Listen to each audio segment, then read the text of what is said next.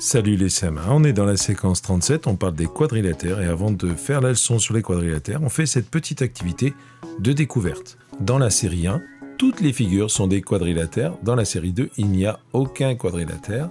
À l'aide de ces informations, trouve une définition des quadrilatères et écris-la sur ton cahier.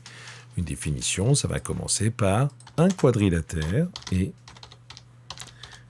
je te laisse réfléchir et chercher la suite de cette phrase sur ton cahier. On se retrouve après la pause.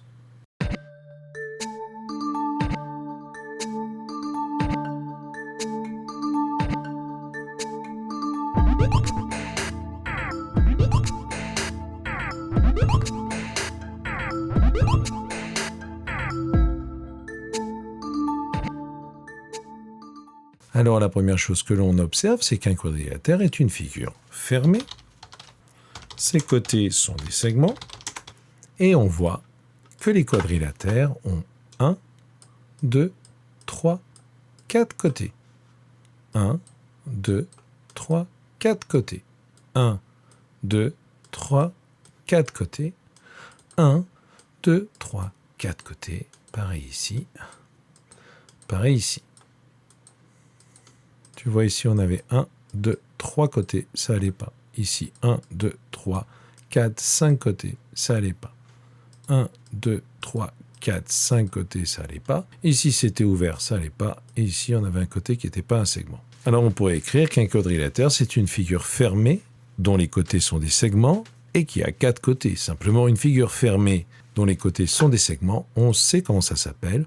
On sait que c'est un polygone.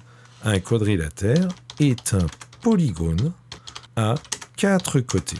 Voilà la définition du quadrilatère. Le quadrilatère est un polygone à 4 côtés.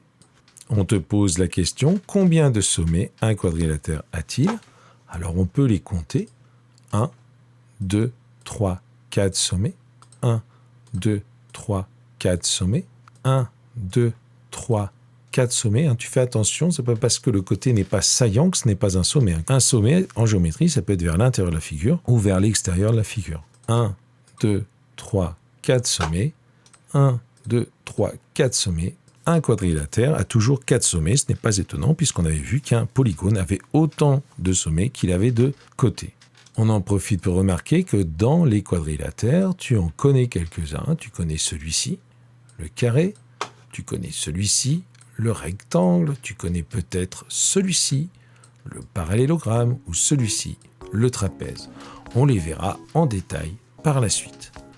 On fait la leçon et on se retrouve pour les exercices.